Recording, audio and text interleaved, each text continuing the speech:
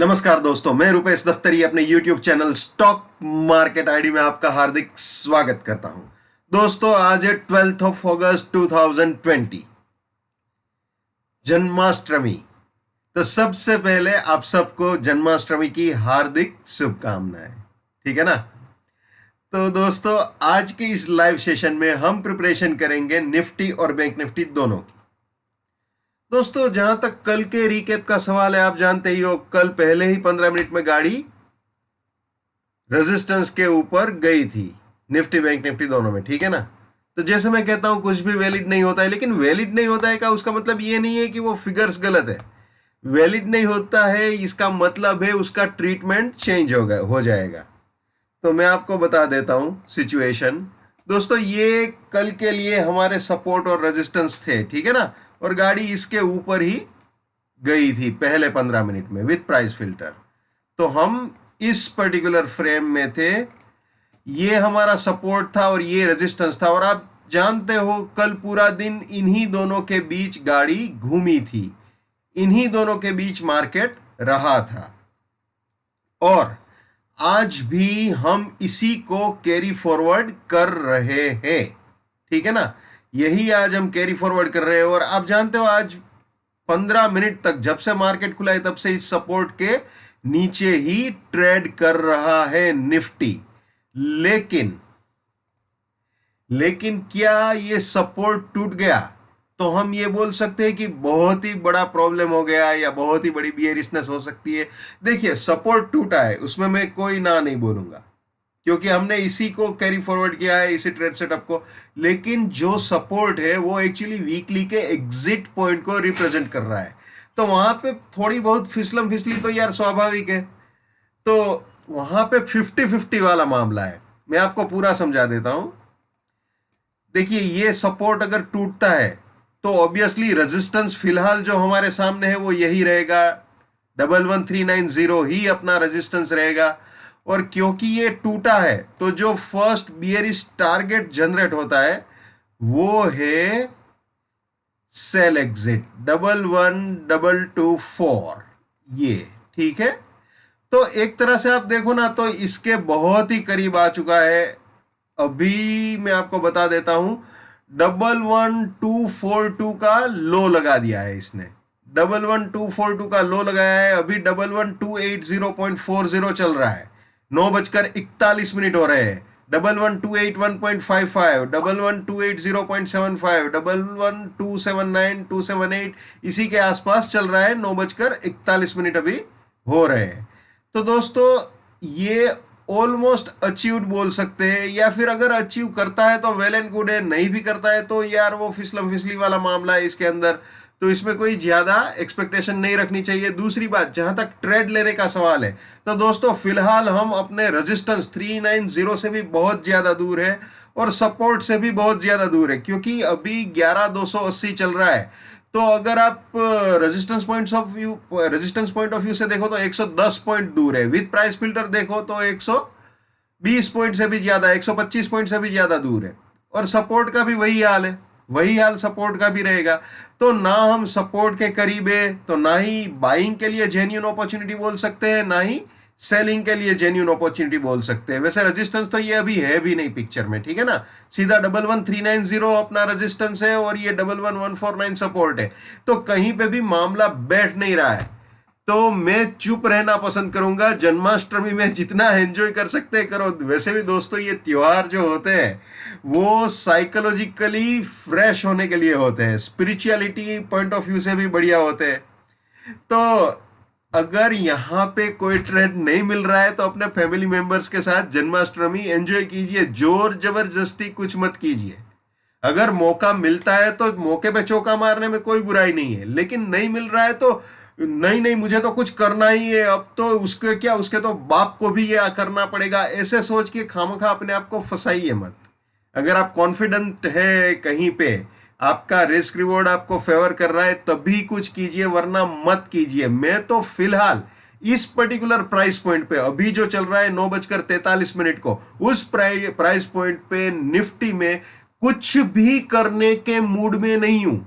मेरे को तूफानी समंदर में अपनी कागज की नाव रखने का कोई शौक नहीं है। ठीक है, तो चलिए आगे भी बता देता हूं। अब दोस्तों अगर ये सपोर्ट के नीचे जाता है, ठीक है, तो फिर बियरिश प्रोबेबिलिटी स्टार्ट होगी। ये आ गए बियरिश प्रोबेबिलिटी में। आपने मैंने आपको पहले बताया था बिल्कुल वैसे ही होगा इसमें। तो अगर इसके नीचे जाता है तो 11195 रेजिस्टेंस 74 फर्स्ट बियरिश टारगेट, इसके भी नीचे गया तो ये रेजिस्टेंस और ये फाइनल बियरिश टारगेट हो सकता है। और दोस्तों ये हमेशा याद रखना है, my bullishness lives till my support lives, my support finish, my bullishness finish, my bearishness lives till my resistance lives, my resistance finish, my bearishness finish। इसको भी हमेशा याद रखना है। अभी जो मैंने बताया 293 जो है वो वीकली एग्जिट पॉइंट को रिप्रेजेंट कर रहा है। तो यहां पे मैं ये स्लाइड दिखा के हमेशा यही चीज कन्वे करता हूं कि अगर वीकली या मंथली का बाय एग्जिट या सेल एग्जिट आपके किसी भी इंट्राडे के सपोर्ट या रेजिस्टेंस पे प्रोजेक्ट हो रहा है तो वहां पे अपना स्टॉप लॉस नहीं रखना चाहिए, फिसलने का खतरा रहता है। ठीक है ना, जो अभी आपको मैंने दिखाया practically live. Never buy at resistance or buying exit. Never sell at support or selling exit. Let's maintain trading discipline. Let's do money management. Let's do risk management. Let's win. ये बहुत इंपॉर्टेंट है दोस्तों आज के लिए। जैसे मैंने आपको समझाया, सपोर्ट रेजिस्टेंस बहुत दूर दूर है, खामखा कोई पंगा नहीं लेना चाहिए फालतू का। दोस्तों मैं अपना टेक्निकल एनालिसिस का नॉलेज चार्जेबल बेसिस पे शेयर करता हूँ। 81,000 रुपीज मेरा फीस है। 7990415253 मेरा मोबाइल नंबर है। ठीक है जी, अब वापस आ जाते हैं निफ्टी में वापस। ठीक है, तो दोस्तों सारी चीजें आपके सामने मैंने ट्रांसपेरेंटली शेयर कर दी है निफ्टी की। अब वीकली पॉइंट ऑफ व्यू से भी दिखा देता हूं दोस्तों। इतना बताया है तो वीकली भी लाइव बता ही देता हूं। दोस्तों ये पार नहीं कर पा रहा है, वो यहां पे गाड़ी अटक रही है, बिल्कुल अटक भी रही है और यहां से वापस बार बार नीचे भी जा रही है। तो कभी भी मैं हमेशा बोलता हूं ना, नेवर बाय एट रेजिस्टेंस। तो बिल्कुल रेजिस्टेंस के ऊपर मार्केट है और आपको लग रहा है कि अरे यार अभी तो ये 11,500 हो जाएगा, 11,600 हो जाएगा, 11,700 हो जाएगा, ये हो जाएगा, वो हो जाएगा। तो यार अगर वो सब होना है तो कम से कम इसके ऊपर तो टिकना पड़ेगा ना। ये इसके ऊपर ही नहीं रहा है तो वहां पे थोड़ा अवेयर रहना चाहिए। ठीक है, और दोस्तों जहां तक कल का सवाल था, कल जब मार्केट क्लोज हो रहा था ना, तो बहुत सारे इलेक्ट्रॉनिक्स मीडिया पे बढ़ चढ़ के बाइंग करवाई जा रही थी निफ्टी में, अगर मैं गलत नहीं हूं तो। क्योंकि फॉरेन मार्केट्स 2% 3% अप थे, बुलिश थे, तो सब लोग जितना भी फंड था वो लगा रहे थे ऑप्शंस में। अरे खरीद लो जी, खरीद लो, खरीद लो जी, खरीद लो, बाद में तो ये आएगा ही नहीं, इस प्राइस पे तो मिलेगा ही नहीं। और आज आप जानते हो गैप डाउन ओपनिंग हुआ, बल्कि मैं ये कहूंगा कि अभी भी 11281 चल रहा है निफ्टी, तो 40 पॉइंट नीचे चल रहा है क्लोज के, कल के क्लोज के। तो कभी भी दोस्तों अपने टेक्निकल एनालिसिस के नॉलेज को इग्नोर मत कीजिए। मार्केट कभी झूठ नहीं बोलता, वो हमेशा सच ही बोलता है। क्लियर कट इंडिकेशन दिया था कि भाई अभी रेजिस्टेंस, वीकली रेजिस्टेंस को नहीं उड़ाया है, उसने नहीं उड़ाया है वीकली रेजिस्टेंस को, और वो 3 दिन से वहीं पे नौटंकी कर रहा है। बार बार उस रेजिस्टेंस को टच करता है, नीचे आता है, टच करता है, नीचे आता है। तो यार थोड़ा सा धीरज होना चाहिए, थोड़ा सा पैसेंस होना चाहिए, देखना चाहिए। अब देखते हैं बैंक निफ्टी। तो दोस्तों जैसा निफ्टी का हाल था वही बैंक निफ्टी का भी हाल था। ये सपोर्ट था, ये रेजिस्टेंस था। ठीक है, इन्हीं दोनों के बीच गाड़ी रही थी। लेकिन बैंक निफ्टी का जो मामला है ना दोस्तों, वो थोड़ा सा अलग है, थोड़ा सा अलग है। वो किस लिए अलग है मैं आपको बता देता हूं। बैंक निफ्टी के मामले में क्या हुआ है, बैंक निफ्टी इसके नीचे नहीं गया है। दूसरी चीज, बैंक निफ्टी ने अपने वीकली रेजिस्टेंस को भी उड़ाया है। क्लोजिंग बेसिस पे वो वीकली रेजिस्टेंस के ऊपर था। तो बैंक निफ्टी कंपैरेटिवली ज्यादा बुलिशनेस दिखा रहा है और ना ही इसके नीचे जा रहा है। वो बोल रहा है मैं नहीं मानूंगा। तो बैंक निफ्टी में फिलहाल यही दोनों इंटेक्ट है। अगर बैंक निफ्टी इसके ऊपर जाने में कामयाब होता है तो 137 सपोर्ट बनेगा, 520 फर्स्ट बुलिश टारगेट, इसके भी ऊपर गया तो ये सपोर्ट और ये फाइनल बुलिश टारगेट हो सकता है। यानी ये तीनों बाइंग के एंट्री या री एंट्री पॉइंट बन सकते हैं और ये तीनों प्रॉफिट बुकिंग या पार्शियल प्रॉफिट बुकिंग पॉइंट बन सकते हैं। ठीक है, तो दोस्तों हमेशा अपने मनी मैनेजमेंट और रिस्क मैनेजमेंट को क्लियर रखिए। और दूसरी चीज मैं दोबारा रिपीट कर दूं भैया, इससे पहले भी मैंने क्लियरली बोला है कि रेजिस्टेंस अगर उड़ाता है मार्केट तो ये फर्स्ट बुलिश टारगेट है, ये सेकंड बुलिश टारगेट, ये थर्ड बुलिश टारगेट, ये मैं बताता हूं और ज्यादातर केसेस में होता भी है। लेकिन इसका मतलब ये नहीं है कि ये कंपलसरी होगा, ऐसा कुछ रूल नहीं है। ठीक है, तो इसीलिए मैं risk reward money management risk management ये सारी चीजें बोलता हूं।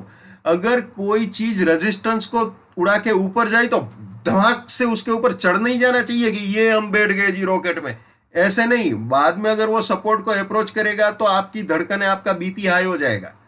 वो सपोर्ट नहीं भी तोड़ेगा, सपोर्ट के पास भी जाएगा ना, तब भी आपकी धड़कनें है ना तेज हो जाएगी। और अगर सपोर्ट तोड़ दिया तो हफ्ते 10 दिन तक मेरे को गाली देते रहोगे। ऐसा मत करो। अगर सपोर्ट के पास बाय करना है तो जेन्युइन रिस्क रिवॉर्ड रेशियो के साथ बाय करो, यानी उसके करीब जब आता है, जब आपका रिस्क मिनिमम होता है, यानी कि आपका स्टॉप लॉस कम होगा तो आपका रिस्क अमाउंट भी कम होगा। अगर स्टॉप लॉस ट्रिगर होता है तो आपको लॉस कम होगा, और अगर टारगेट आता है तो आपका प्रॉफिट बड़ा होगा।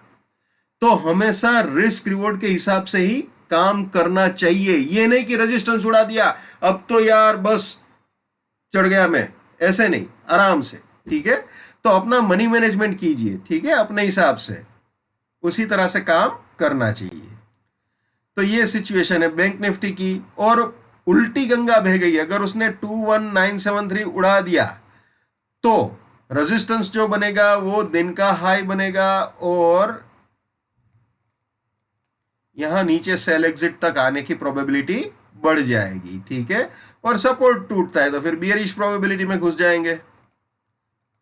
ठीक है, तो बहुत सिंपल है भैया। और इसका वीकली भी आपको दिखा देता हूं। ये वीकली के सपोर्ट रेजिस्टेंस,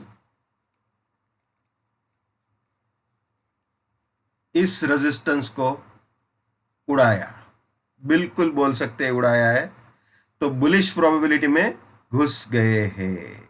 ये आ गए जी बुलिश प्रोबेबिलिटी में, इसको उड़ा दिया गया है।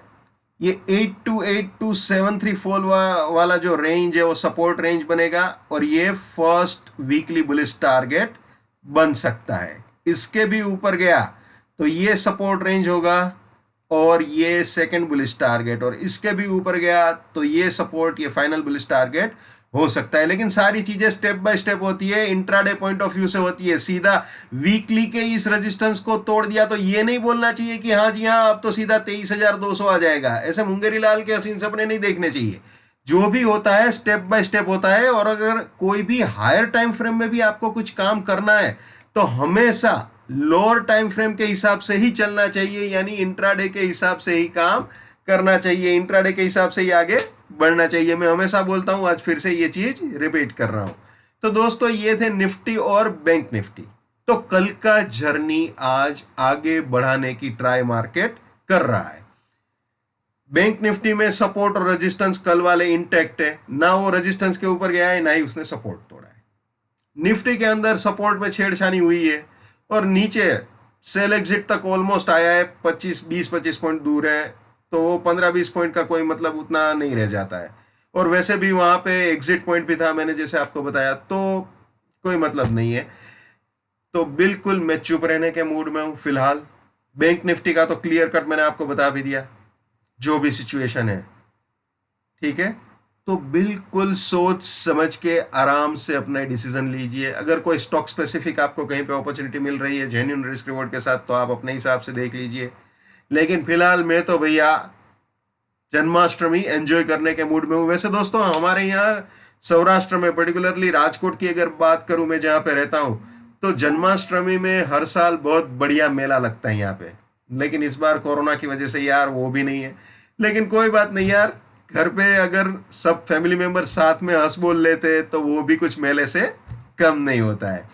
तो आप सब लोग भी खुश रहिए, अपने फैमिली मेंबर्स के साथ इस त्योहार को एंजॉय कीजिए, साइकोलॉजिकली मेंटली रिफ्रेश हो जाइए, जस्ट एंजॉय द मोमेंट्स। ये फेस्टिवल्स को एंजॉय करना जरूरी है, क्योंकि कोरोना का टफ टाइम अभी भी चल रहा है, पहले भी हमने झेला हुआ है। So just enjoy and relax. Wish you all the best. Keep winning, keep earning. जय हिंद, वंदे मातरम, भारत माता की जय। Just keep it up, come on.